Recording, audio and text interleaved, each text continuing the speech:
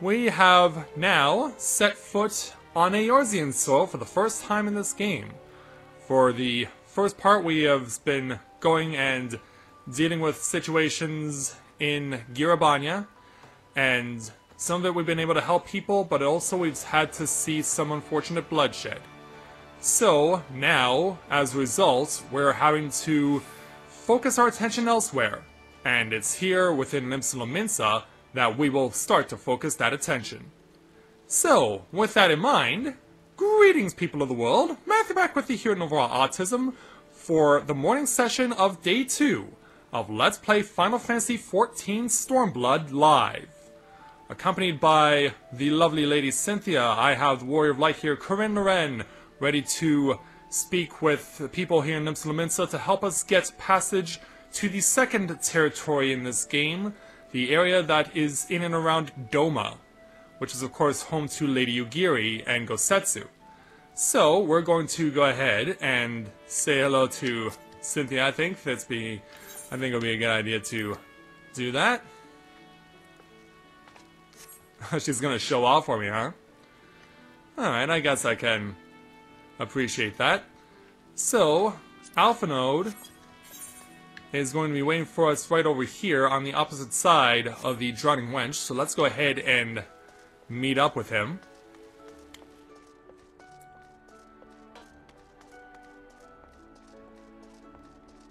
He should be around here somewhere. Yep, there he is, alongside Lisa and Alice, who are also going to be accompanying us. Hey, Alpha Node.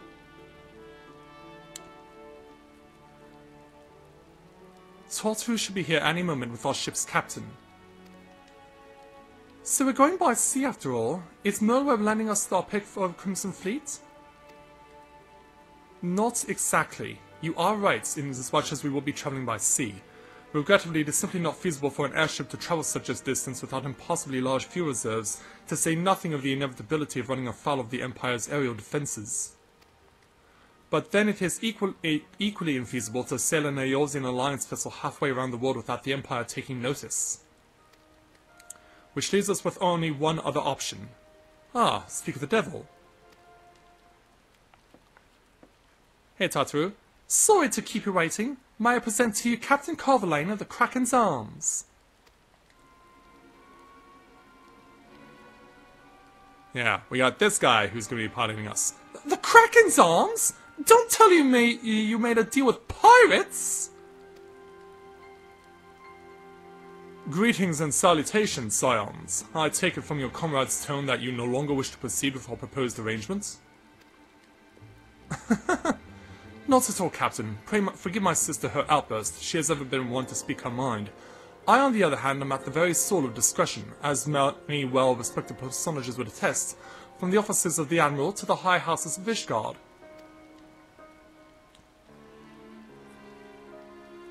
He's like, yeah, you can trust me. Ah, but where was I? Ah yes, the Scions of the Seventh Dawn do indeed still wish to employ your services. However, it is important that you are aware of certain extenuating circumstances, as we will now deliberate upon. Hey there, Yami and 10-Minute Wayne, good to see you both this morning, glad to have you with us. And intent on securing the passage to the Far East, you came to us, knowing us to be the proud purveyors of said region's finest spices, which you steal from gold-spearing merchants out on the high seas. Whatever privateering the Kraken's Arms may or may not engage in is strictly within the limits of the law as set forth by our indefatigable keeper of the peace. More to the point, we are pragmatists. I see considerable risk in aiding your cause and negligible profit.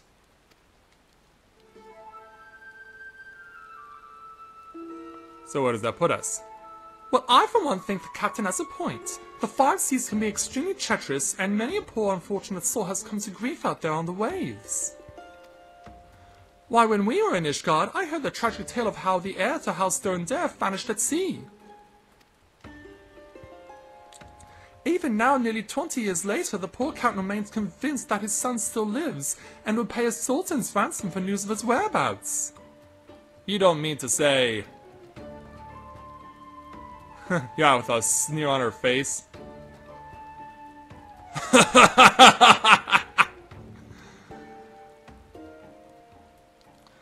Truly, a tragedy for the ages and a testament to the misfortunes that may befall us should we act without due consideration. But so long as you are prepared to abide by the capricious whims of fate, I am willing to oblige you this once. That said, in light of the recent rebellion, I trust that you understand that I cannot deliver you to Doma itself. I can only take you as far as Kunigane in Higashi. We will require time to procure sufficient provisions and make ready for departure. I humbly suggest you do the same.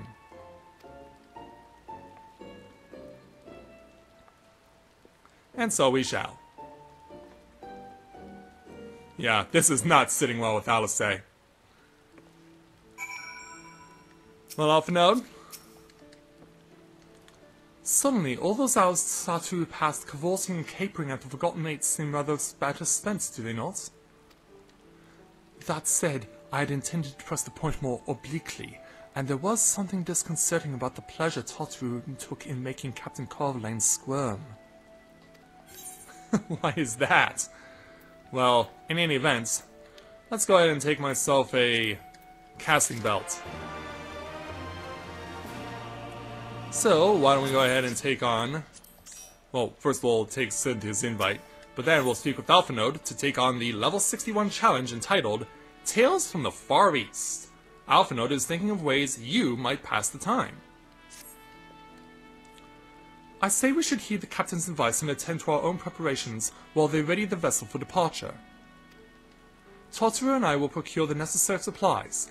Alice, I should be grateful if you would use the time to brief Oriange on recent developments. You may also wish to review the relevant safety procedures in the event of an emergency at sea. How very prudent of you. Very well, I shall go and speak with him. What of Corinne and Lise? I would like the two of you to return to Revenant's Toll and speak with our Doman allies. I fear we know too little of their homeland, and any information they can provide would be most welcome. When we have completed our respective tasks, we will reconvene here at the ferry docks. Agreed? Sounds like a plan. Let's go, Corinne.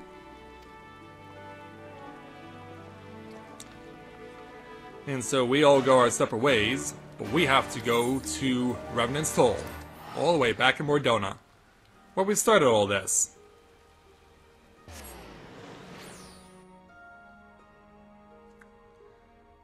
So yeah, we gotta get information from the people of Doma about their homeland.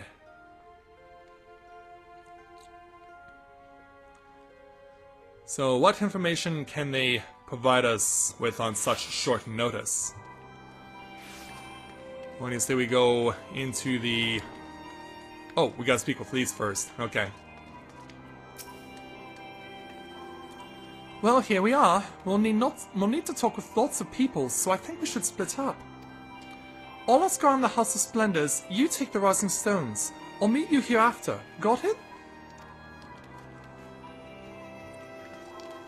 And so yeah, we want to speak with 3 Doman representatives in the Rising Stones.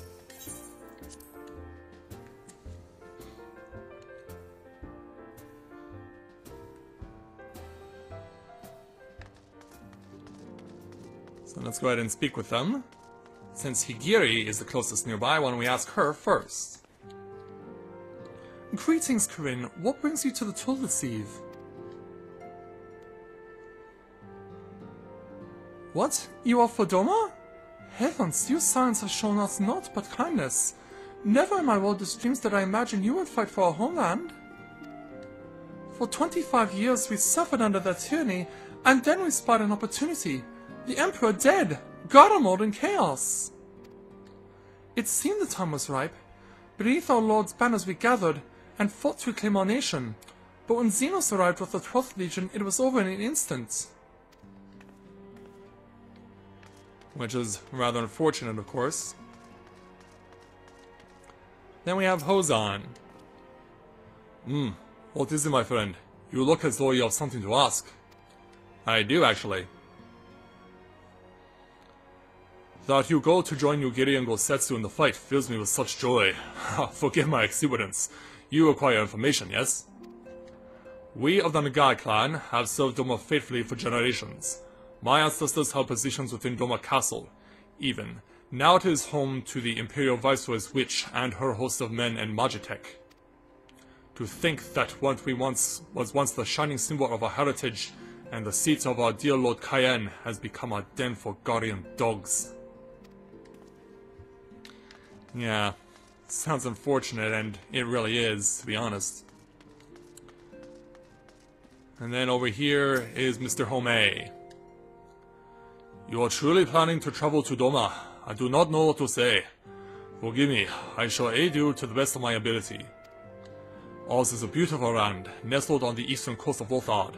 Along the banks of the One River, our nation thrived, proud and free, until the Guardians came 25 years ago. The river was the lifeblood, free to travel and fish, but travel was soon restricted, and now the river belongs to none. You do realize I could have made a pun there, like, and now the river belongs to None.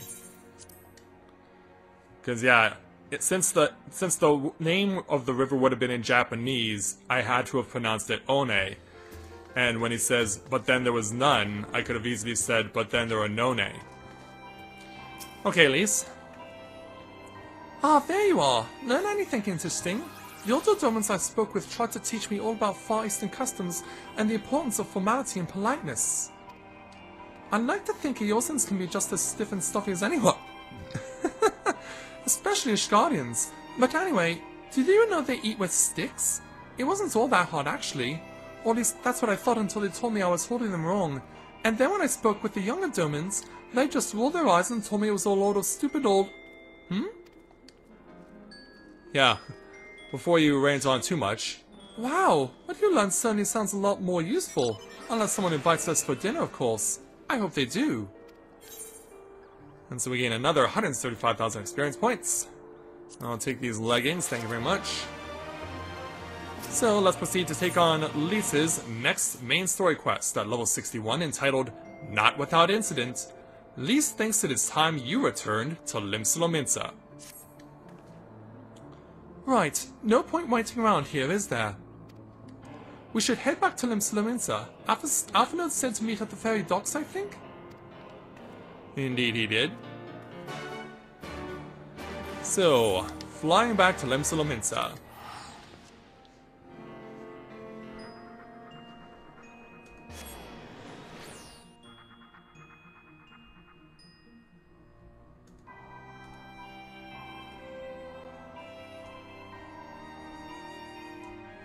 So while we're warping back, in the meantime, Skyla is also streaming right now. So if you could please click on the link that I've just posted in the chat and check out the stream from her perspective, we would both greatly appreciate it. And please subscribe to her if you have not done so, and give her all the support you can. So the docks we're going towards are located in the Arcanist Guild. Or near the Arcanist Guild. Yeah, typically you would go to the Fisherman's Guild, but not this time round. Hey, Alphanode. You returned, Corinne. I trust you learned much from our Doman friends in Revenant's Toll. I'm eager to hear all. That can wait until we have left port. We will have enough time to talk on our journey to Kugane. Our spice trading friends have completed their preparations, assuming you've completed yours. You may inform the deckhand that we are ready to depart.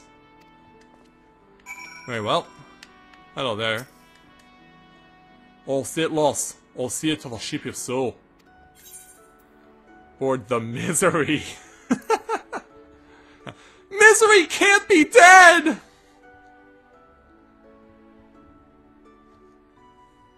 Kathy Bates. Her most iconic role. So, under the cover of night, we will be departing.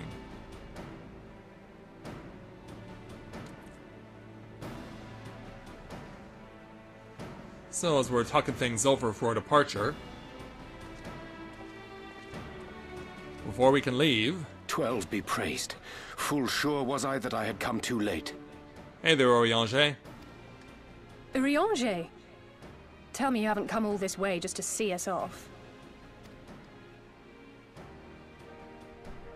Nay, my lady. Ere you quit these shores for eastern climes, I wished to share some words of seeming import.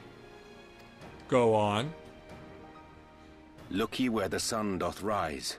See crimson embers, darkening skies. Look ye where the sun doth fall. See azure lost amidst the squall.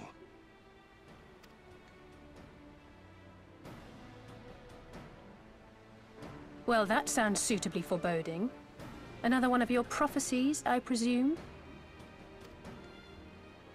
Of far eastern origin, aye. It is mine earnest hope that this ancient wisdom may serve to guide you on your journey. For what dangers lie in wait for you upon those distant shores are yet beyond my knowing. Like, we can take it. A parting gift befitting your roundabout ways. Thank you. I have more than words for you, my lady. Is that so?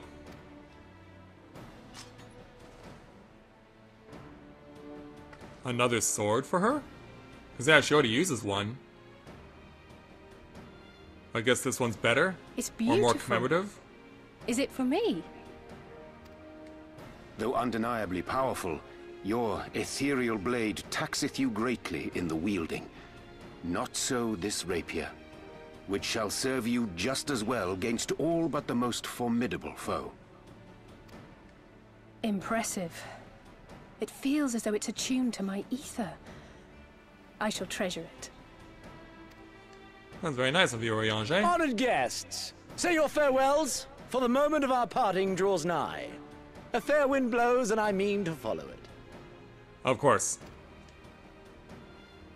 It would seem our ship is set to sail. Pray give my regards to Thancred and the others. And take care.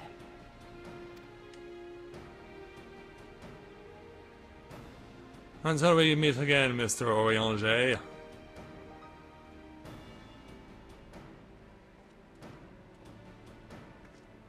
And so, away we go.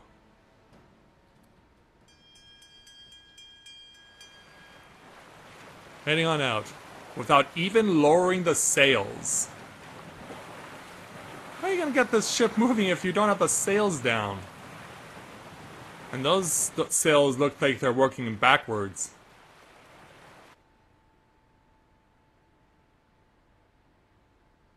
Okay, now they're down. For the most part.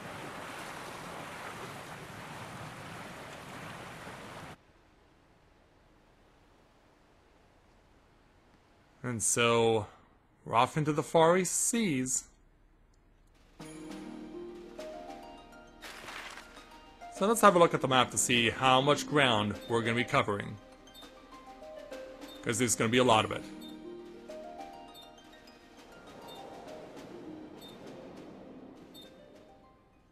So along our journey, as the next day comes around,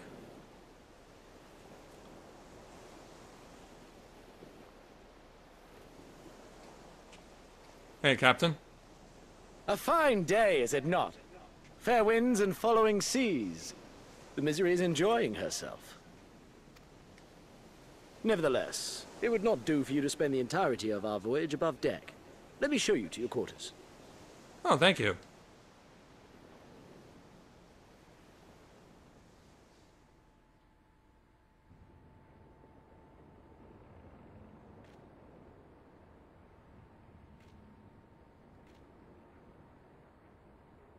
So, we're just gonna chill out and have some friendly conversations.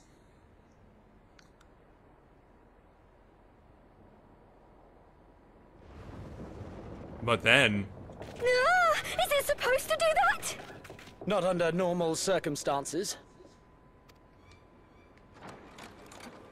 What happened? Captain! You're needed on deck! Something queer's afoot. The winds died down, the waters went still, and all of a sudden, we were dragged off course. Uh-oh. Dragged? By what? Can't rightly say, sir. But some of the lads are muttering about seeing things in the water. Things that shouldn't be there. Uh-oh. Oh, for the love of... If you will excuse me a moment. Of course, Captain. Do what you must. Actually, might I persuade you to join me? Loath though I am to admit it, I have a bad feeling about this. I'm sure you do.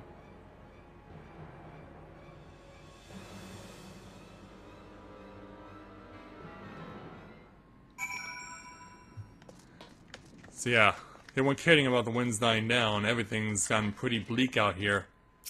What's going on, Captain?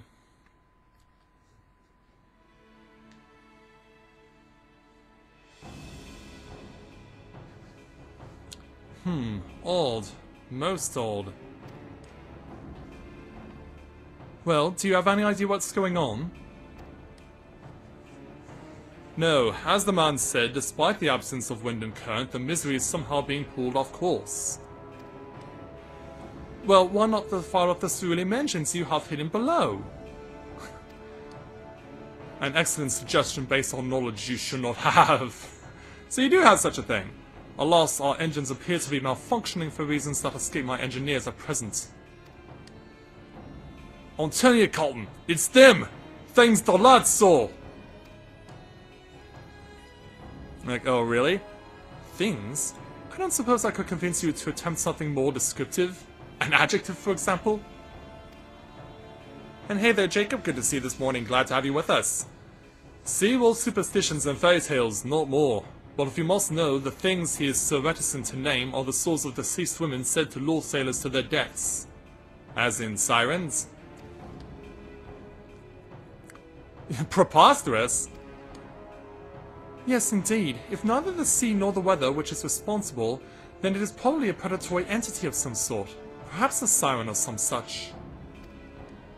For all we know, it could be a fellow spice trader employing magics to seize and plunder passing vessels. Regardless, we have but one recourse. Let us take the current let the current take us where it will, and deal with whatever we find there. Yeah. In other words, we're gonna try and deal with the source of the problem.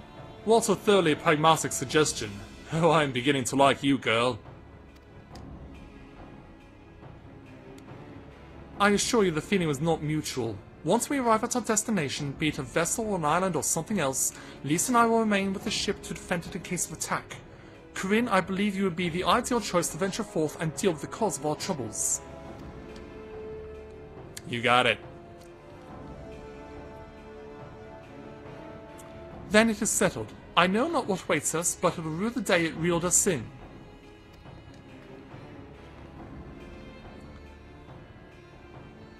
So yeah, we gotta deal with whatever the source of this problem is, as we now have access to our first Stormblood dungeon, the Siren Song Sea.